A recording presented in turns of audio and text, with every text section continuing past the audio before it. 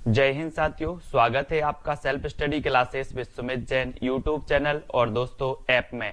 दोस्तों बहुत सारे स्टूडेंट को ऐप डाउनलोड नहीं करते बन रहा है या फिर कर भी लिया है तो कोर्स भी नहीं देख पा रहे हैं।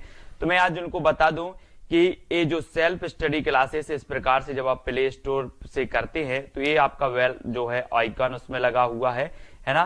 तो इस प्रकार से सेल्फ स्टडी क्लासेस आपको सर्च करना है और ऐसे आइकन में आपको ऐप मिलने वाला है। ठीक है, तो दोस्तों हम देखें कि प्ले स्टोर में आपको इस प्रकार से दिखेगा ये सेल्फ स्टडी क्लासेस। ठीक है, ये प्ले स्टोर में आपको सेल्फ स्टडी क्लासेस का ऐप दिखने वाला है। ठीक है, ये इमेज उसमें डली है, ये आइकन, ये लोगो उसमें डला है। ठीक है, अब दोस्तों इसको इंस्टॉल करना है, यहां से आप इंस्टॉल करेंगे।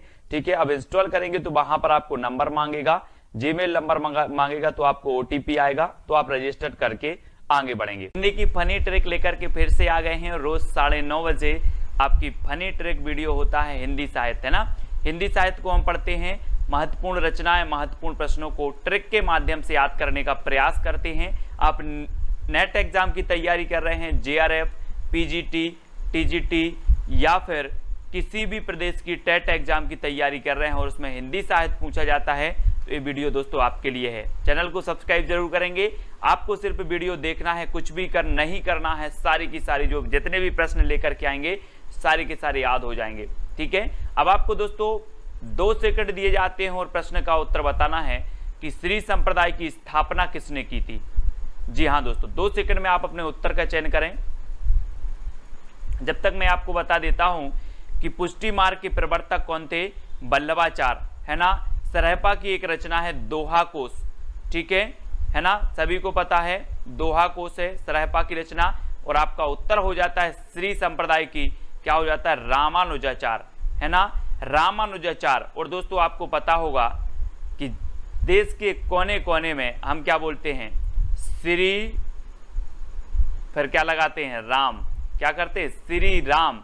तो श्री संप्रदाय के साथ हमने राम जोड़ दिया, तो श्री संप्रदाय के कौन होंगे, रामानुजाचार्य, श्री राम, है ना। तो रामानुजाचार्य, श्री संप्रदाय के रामानुजाचार्य। ठीक है, विशिष्ट अद्वैतवाद के रामानुजाचार्य। ठीक है, वैष्णव आचार्य थे, इन्होंने वैष्णव धर्म का क्या किया, प्रचार प्रसार किया, रामानुजाचार्य ने। ठीक है, ये चीज याद रखनी है। दोस्तों आपको बताना है प्रबंध चिंतामणि के रचनाकार कौन है, प्रबंध चिंतामणि। तो 2 सेकंड में आप अपने उत्तर का चयन करेंगे और आपका बिल्कुल सही आंसर क्या हो जाएगा, मेरुतुंग, मेरुतुंग। प्रबंध चिंतामणि के रचनाकार कौन है, मेरुतुंग हैं। और दोस्तों आपको पता है कि हमारे देश में विभिन्न प्रकार के मेरु यानी पर्वत हैं, है ना, पर्वत शिखर है ना, हमने विभिन्न प्रकार के। तो हमें क्या करना है, पर्वत शिखरों का, मेरु का क्या करना है, प्रबंध करना है, मेरु का प्रबंध करना है। तो मेरु की हमें चिंता करनी पड़ेगी। जैसे हमारे लद्दाख का पठार है, लद्दाख के पठार में मेरु हैं और उनकी हमें चिंता करनी पड़ेगी, नहीं तो छीन लेंगे लोग, है ना। तो इसलिए मेरु की चिंता करना है हमें और उनका प्रबंध करना है। तो प्रबंध चिंतामणि के रचनाकार कौन होंगे, मेरुतुंग। ठीक है, याद रखेंगे। आ नंबर आपका बिल्कुल सही है। रोड़ा कवि की एक रचना है, कौन सी, राउल बेल।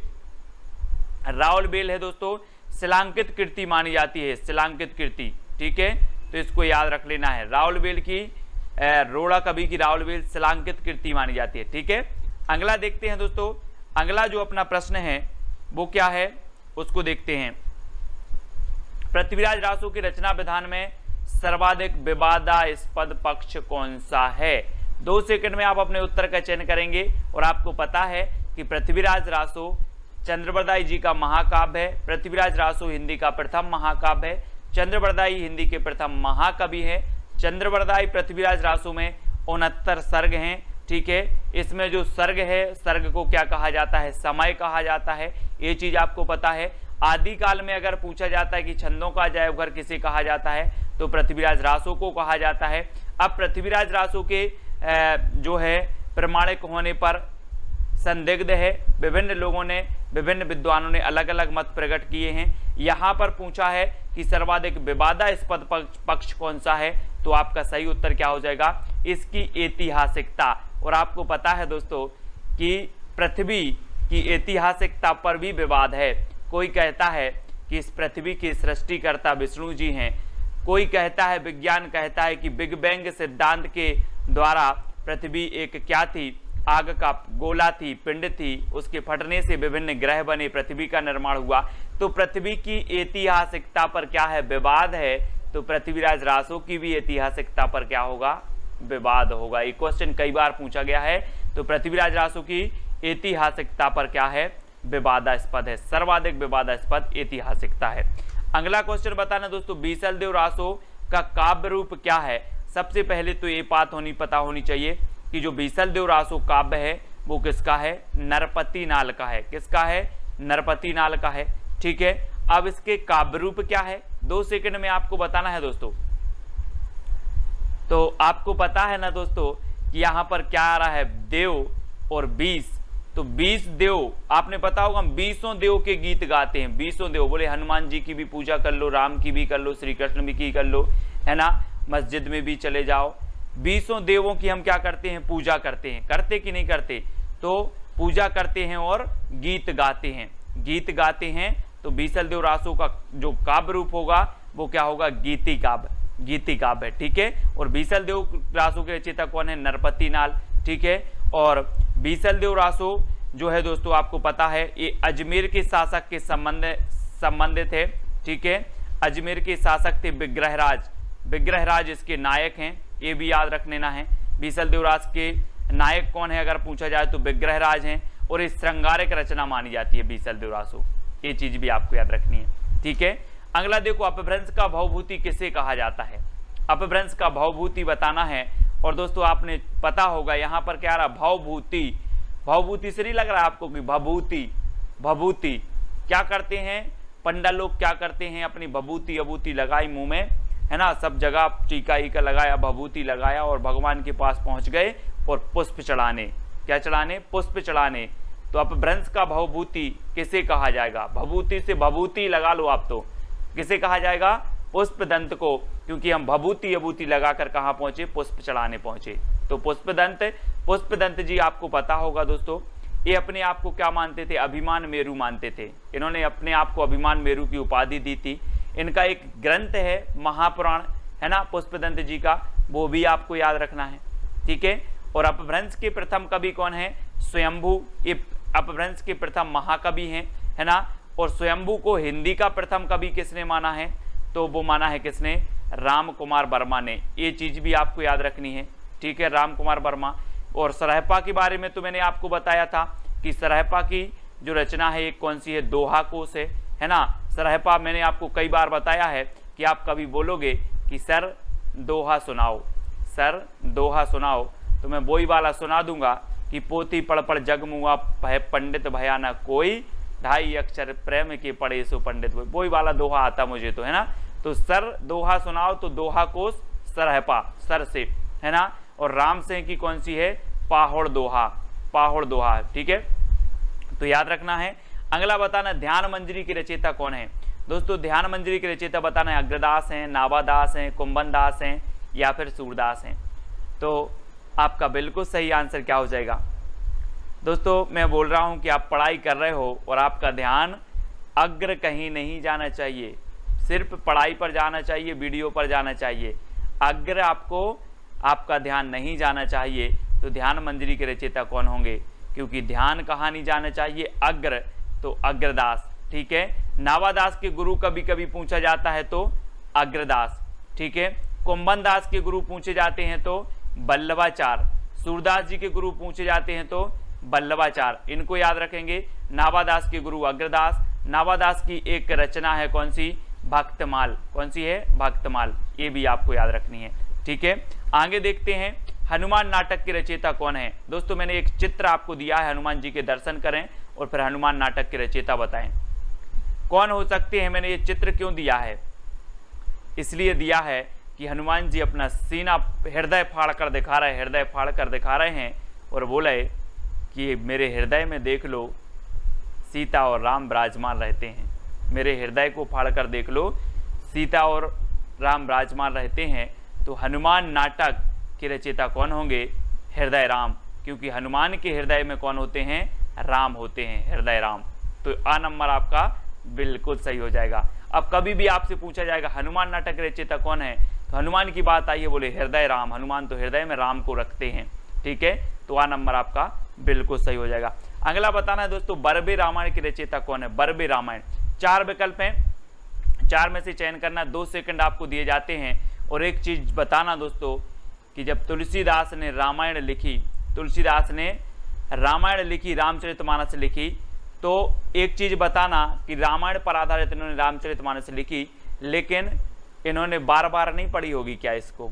हम कोई भी चीज 5 लाइन लिख देते हैं, 5 लाइन अगर कोई अच्छी सी पंक्तियां लिख दी, कविता लिख दी, तो हम बार बार पढ़ते रहते उसी को।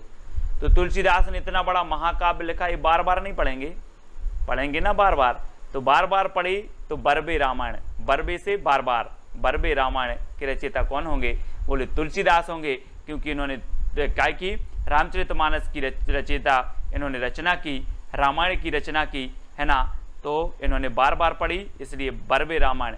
याद रखना तुलसीदास जी राम काव्य धारा की पता है आपको, श्रेष्ठ कवि माने जाते हैं, है ना, जानकी मंगल, है ना, बरबे रामायण और भी बहुत सारी इनकी रचनाएं हैं, रामचरितमानस, ठीक है, विनय पत्रिका, कृष्ण गीतावली, ये सारी की सारी रचनाएं याद करना है तुलसीदास जी की।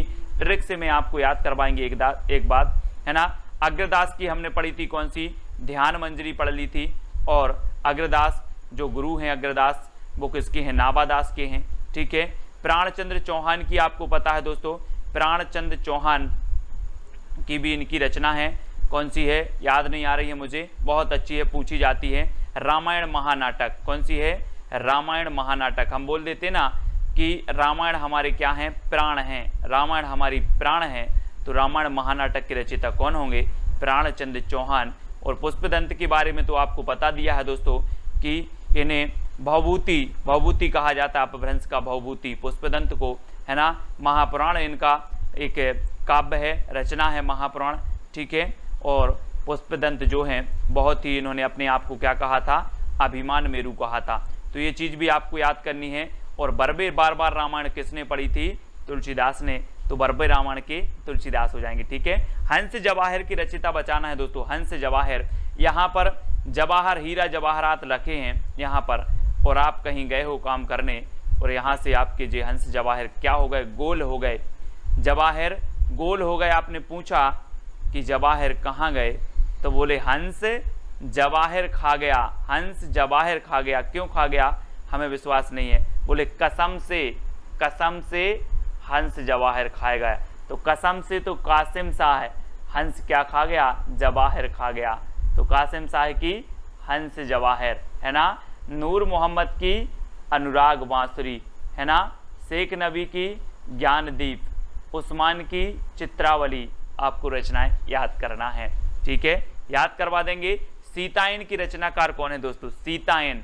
अब यहाँ पर आया है सीता, और 2 सेकंड आपको बताना है, और ये भी बता देना है कि सीता जी किसकी प्रिया थी, किसकी थी, राम की प्रिया थी और उनकी शरण में रहती थी। बोले हमें आपकी शरण मिल जाए, इससे अच्छा और कुछ नहीं हो सकता मेरे लिए। तो सीतायन किसकी रचना होगी, राम प्रिया, राम की प्रिया कौन थी, सीतायन, है ना, सीता जी थी। तो इसलिए सीतायन राम प्रिया शरणदास, राम प्रिया शरणदास की रचना है सीतायन, कभी नहीं भूलोगे अब आप, है ना। इस प्रकार से याद करना है ना। तो बताना है दोस्तों, भक्ति आंदोलन को ईसाइत की देन किसने कहा है। ईसाइत आप समझते हो, ईस बोल दो आप, तो इसको ईस बोल दो कि ईस की देन, ईस मतलब ईश्वर की देन है वो तो भक्ति। तो आप लोग बोलते हैं, आपने कई लोगों के मुंह से सुनी होगी कि हम तो ईश्वर के क्या हैं, संतान हैं, हम तो ईश्वर के सन हैं, हम तो ईश्वर के पुत्र हैं, है ना। तो आपको जो भक्ति मिलेगी वो कहाँ से मिलेगी, ईश्वर से ही मिलेगी कि नहीं मिलेगी, मिलेगी। जब आप ईश्वर के सन हो तो भक्ति भी आपको ईश्वर से ही मिलेगी। तो भक्ति आंदोलन को ईसाइत की देन किसने माना है, ईस ने ही देन, ईस ने ही दिया है।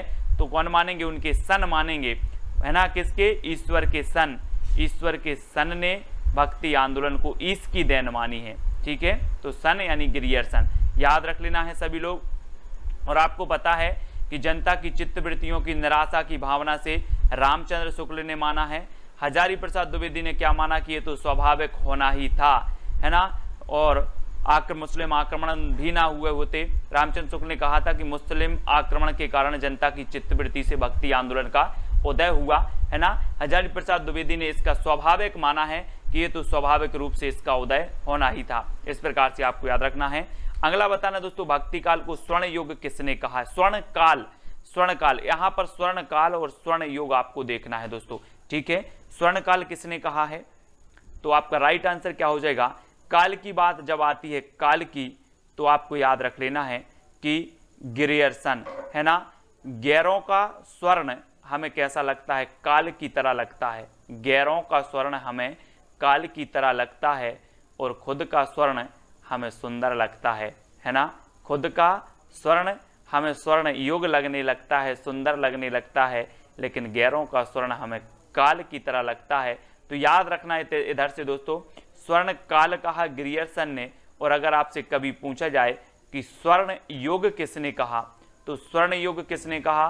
स्वर्ण युग श्याम सुंदर दास ने कहा, क्योंकि जो स्वर्ण युग है वो सुंदर होगा, काल होगा जो, तो काल की तरह देखेंगे गैरों के स्वर्ण को, ठीक है। हजारी प्रसाद द्विवेदी ने भक्ति काल को लोक जागरण कहा। क्या कहा? लोक जागरण। इसको भी आपको याद रखना है। और दोस्तों रामचंद्र शुक्ल ने क्या कहा? तो इन्होंने भक्ति काल कहा, ठीक है। ये चीज आपसे कभी पूछी जाती है, याद रखना। स्वर्ण काल ग्रियर्सन ने, स्वर्ण युग श्याम सुंदर दास ने, है ना। लोक जागरण काल हजारी प्रसाद द्विवेदी ने और भक्ति काल रामचंद्र शुक्ल ने। तो ये सारी जानकारी आपको याद रखनी है। और कभी आपसे पूछा जाए स्वर्ण युग किसने कहा और ऑप्शन में श्याम सुंदर ना हो, तो ग्रियर्सन लगा देना, ठीक है, याद रखना। अगला बताना दोस्तों, आलवार शब्द का अर्थ क्या होता है? आपको पता है कि आलवार भक्तों की संख्या कितनी मानी गई? 12। हमने कैसे याद किया था? यहाँ पर दिया है 12, यहाँ पर क्या दिया? 12, तो 12 से 12। आलवार भक्तों की संख्या कितनी है? 12, ठीक है। अब आलवार शब्द का अर्थ बताना है दोस्तों, क्या होता है। आप लोग के लिए मैं एक छोटी सी हिंट दे रहा हूं कि आप जितनी बार भी आलवार ट्रिकी वीडियो देखते हो और आप क्या हो जाते हो? मग्न हो जाते हो। आप आलवार ट्रिकी वीडियो देखते हो और मग्न हो जाते हो, तो आलवार शब्द का अर्थ क्या होता है? मग्न होना, है ना। बोले सर मैं तो आलवार आपका ट्रिकी वीडियो देखता हूं और मग्न हो जाता हूं, है ना। तो मग्न होना आलवार का अर्थ होता है। और आलवार भक्तों की संख्या थी 12। डॉक्टर हजारी प्रसाद द्विवेदी ने सूफी काव्यधारा की प्रथम रचना किसे माना है? सूफी काव्यधारा की, बहुत ही बढ़िया प्रश्न है दोस्तों, यहां से आपके बहुत सारे प्रश्न कवर होने वाले हैं। अब आपको बताना है कि हजारी प्रसाद द्विवेदी ने बताना है। तो 4 विकल्प हैं, 2 सेकंड में आप अपने उत्तर का चयन करेंगे। तो एक क्रम से दिया है बिल्कुल दोस्तों, है ना। हजारी प्रसाद द्विवेदी ने जो माना है वो ईश्वर दास कृत सत्यवती कथा। किसे माना है? ईश्वर दास कृत सत्यवती कथा। और मैंने आपको याद करवाया था कि ईश्वर की कथा सत्य होती है और इस कथा को हम एक बार नहीं, कितने बार पढ़ेंगे? 1000 बार पढ़ेंगे। कितने बार पढ़ेंगे? 1000 बार पढ़ेंगे। तो हजारी प्रसाद द्विवेदी सूफी काव्यधारा की प्रथम रचना किसे मानेंगे? किसे मानेंगे? ईश्वर दास कृत सत्यवती कथा को, क्योंकि ईश्वर की कथा सत्य होती है और सत्य कथा को हम 1000 बार पढ़ेंगे, ठीक है, 1000 बार पढ़ेंगे। तो इसको याद रखेंगे। असायत कृत हंसावली, असायत की रचना हंसावली, जिसका रचना काल 1370 है, ठीक है। मुल्ला दाऊद की चंदायन 1379 इसका रचना काल है। ईश्वर दास कृत सत्यवती कथा 1501 इसका रचना काल है। कुतुबन कृत मृगावती 1503 इसका रचना काल है। एक क्वेश्चन और पूछा जाता है दोस्तों, रामचंद्र शुक्ल ने सूफी काव्यधारा की प्रथम रचना किसे माना है? तो मृगावती को माना है, मृगावती को माना है। और प्रथम कभी माना है? कुतुबन को। तो ये चीज आपको याद रखनी है, जिसका रचना काल क्या है? 1503 है। अब एक क्रमबद्ध में अगर कभी पूछा जाए तो पहले हंस लिया करो, पहले हंसो फिर चांद को देखो, पहले हंसो फिर चांद को देखो, फिर सत्य कथा सुनो और फिर क्या हो जाएगा आप, है ना, मृग को देखो। इस प्रकार से याद करना है कि पहले हंसो फिर चांद को देखो, सत्यवती कथा और मृगावती, ठीक है। इस प्रकार से मैं आपको जो आपकी क्रमबद्ध है ना दोस्तों, वो इसी प्रकार से याद करवा देंगे। क्रमबद्ध वाले जो आपकी रचनाएं हैं, जो आपके कवि हैं, उनको करवाएंगे, दिक्कत नहीं करना है। छिताई वार्ता के रचनाकार कौन है? छिताई वार्ता दोस्तों, यहाँ पर क्या आया है? ताई, और सभी के घर में ताई होती हैं। बोले हमारी ताई बहुत अच्छी हैं, ऐसे बोलते हैं ना, हमारी ताई तो बहुत अच्छी हैं, मुझे नारायण जी की क्या सुनाती हैं, कथा सुनाती हैं, और बोलती हैं कि आप नारायण जी की कथा सुना करो, है ना, आपका क्या हो जाएगा, अच्छा होगा, आप एग्जाम में पास हो जाओगे। तो छिताई से आ रहा है ताई, और ताई किसकी कथा सुनाती हैं, नारायण जी की, है ना। तो नारायण नारायण और नारायण की कथा सुनाती हैं ताई। तो छिताई वार्ता के रचनाकार कौन होंगे, नारायण दास। ठीक है। सत्यवती कथा ईश्वर दास की है। तुलसीदास की हमने पढ़ ली थी। रामचरितमानस, है ना, 1574 इसका रचना काल माना जाता है। और अग्रदास की रचना हमने पढ़ी थी कौन सी, ध्यान मंजरी। ध्यान मंजरी आपको याद रहना है। ठीक है। अगला बताना दोस्तों, रामायण महानाटक के रचनाकार कौन है। मैंने तो आपको बता दिया है, क्या बता दिया कि रामायण हमारी क्या है, प्राण है, रामायण हमारी प्राण है। तो रामायण महानाटक के रचनाकार कौन होंगे, प्राण है तो प्राणचंद्र चौहान, है ना। रामायण हमारी क्या है, प्राण, तो प्राणचंद्र चौहान LT ग्रेड, है ना, में पूछा गया था ये क्वेश्चन, बहुत ही बढ़िया क्वेश्चन है। कुतुबन की तो मृगावती अपने पढ़ ली है। तुलसीदास की अपन ने रामचरितमानस, है ना, वर्वे रामायण, रामज्ञा प्रश्न और कृष्ण गीतावली, ये सारी रचनाएं तुलसीदास जी की हैं। गोकुलदास की बात करें तो 252 वैष्णव की वार्ता और 84 वैष्णव की वार्ता, ये गोकुलदास की रचनाएं हैं, है ना, इनको भी आपको याद रखना है। दोस्तों आगे पूछा जाता है श्याम सगाई के रचनाकार कौन है, श्याम सगाई। और दोस्तों जल्दी से बताना है, श्याम जी के जो बाबा थे वो कौन थे, नंद बाबा। आप लोग बोलते नंद बाबा, और नंद बाबा ने बोला कि श्याम अब क्या हो गए, बड़े हो गए हैं, अब इनकी क्या कर दी जाए, सगाई कर दी जाए। किसने सोचा, नंद बाबा ने। तो नंद बाबा ने श्याम की सगाई किसने की, नंद बाबा ने। तो नंददास, श्याम सगाई के रचनाकार कौन होंगे, नंददास। नंददास की दोस्तों क्या है, भंवर गीत भी है, भंवर गीत है ना, और रूप मंजरी है, अनेकार्थ मंजरी भी इन्हीं की है। ठीक है, बहुत सारी है नंददास की रचनाएं, मैं आपको बहुत अच्छे से समझाऊंगा, ट्रिक से कभी नहीं भूलोगे आप। तो श्याम सगाई तो याद हो गई होगी कि नंद ने सोचा अब श्याम की सगाई कर दी जाए। ठीक है। मलिक मोहम्मद जायसी सूफी काव्यधारा के प्रथम महाकवि माने जाते हैं दोस्तों, और इनकी जो महाकाव्य है वो कौन सा है, पद्मावत है। हजारी प्रसाद द्विवेदी की अगर बात करें तो हजारी प्रसाद द्विवेदी बहुत ही श्रेष्ठ, है ना, साहित्यकार हुए हैं। हिंदी साहित्य की भूमिका, हिंदी साहित्य का आदिकाल, हिंदी साहित्य का उद्भव और विकास, ये सभी हजारी प्रसाद द्विवेदी जी के ग्रंथ हैं। रामचंद्र शुक्ल जी का हिंदी साहित्य का इतिहास है ना, इनको तो याद करेंगे ही। तुलसीदास को काली काल का जो वाल्मीकि कहा है वो किसने कहा है, वाल्मीकि बताना है दोस्तों, काली काल का वाल्मीकि किसने कहा है, जल्दी बताओ, काली काल का वाल्मीकि किसने कहा है। तो आपको पता है दोस्तों कि हम बोलते हैं काल आ गया, क्या आ गया, काल आ गया। तो काल कहाँ से आता है, धरती में से कि नभ से। आप देखते हो कि हे भगवान काल आ जाता मुझे तो उठा लेता, है ना। तो काल कहाँ से आएगा, नभ से आएगा। तो कली काल का वाल्मीकि किसे कहा जाएगा, किसने कहा है, तो नावादास ने। नभ से आएगा काल, है ना। तो कली काल का वाल्मीकि नावादास ने कहा है, किसे, तुलसीदास को। ठीक है, याद करना है। अगला देख लेते हैं दोस्तों, तुलसीदास को चलता फिरता तुलसी तरु किसने कहा है, तुलसी तरु। और तुलसी तरु की बात हो रही है दोस्तों, पौधे की बात हो रही है ना, और इसलिए इन्हें तुलसी तरु कहा गया कि तुलसी इतना पवित्र पौधा माना जाता है। और आपको पता है कि 24 घंटे आपको ऑक्सीजन प्रदान करता है, दिन रात ऑक्सीजन प्रदान करता है तुलसी और पीपल के वृक्ष, है ना, बहुत ही पवित्र माना जाता है। और तुलसी के जैसी सरस्वती थी किसमें, तुलसीदास में। तुलसी तरु और तुलसीदास इस प्रकार से, तो ये मधुसूदन ने कहा है। ठीक है, किसने, मधुसूदन ने। और मधु मतलब होता है भौरा, तो भौरा किसके पास जाएगा, तरु के पास तो जाएगा, है ना। तो मधु तरु के पास जाएगा, इसलिए मधुसूदन सरस्वती ने तुलसीदास को चलता फिरता तुलसी तरु कहा। बहुत ही बढ़िया प्रश्न है, कई बार पूछा गया है। अगला बताना, भक्तमाल के टीकाकार कौन माने जाते हैं। भक्तमाल के टीकाकार प्रियादास हैं, अग्रदास हैं, हेमचंद्र या फिर देवसेन हैं। तो आपको बताना है दोस्तों, भक्तमाल रचना है किसकी, नाभादास की। लेकिन भक्तमाल की कौन बताना है, टीकाकार बताना है। और मैं आपको हिंट दे रहा हूं कि जो भक्त देते हैं, भक्त होते हैं, वो भगवान के प्रिय होते कि नहीं होते, जल्दी बताओ। भक्त भगवान के प्रिय होते हैं, इसलिए भक्तमाल के टीकाकार कौन होंगे, प्रियादास। कौन होंगे, प्रियादास होंगे। तो आ नंबर आपको याद रख लेना, क्योंकि भक्त भगवान के प्रिय होते हैं। तो प्रियादास, ठीक है। अग्रदास की तो हमने पढ़ी ही थी कि अग्रदास की ध्यान मंदिरी। हेमचंद्र अपभ्रंश के व्याकरणाचार्य हैं। देवसेन दोस्तों हिंदी की प्रथम रचना है इनकी कौन सी, श्राप का चार, ठीक है। श्राप का चार 933 ईस्वी जिसका रचना काल है, तो इसको भी आपको याद रखना है, ठीक है। अब दोस्तों आपको एक चैलेंज प्रश्न दिया जाता है कि विनय पत्रिका की भाषा क्या है। आपको कमेंट में इसका उत्तर बताना है, विनय पत्रिका की भाषा क्या है, अवधी, भोजपुरी, ब्रज या फिर मैथिली। तो इसकी भाषा आपको बताना है कमेंट में। सभी लोग, जितने भी लोग देख रहे हैं, सभी को इसका उत्तर बताना है, ठीक है। सभी लोग बताएंगे।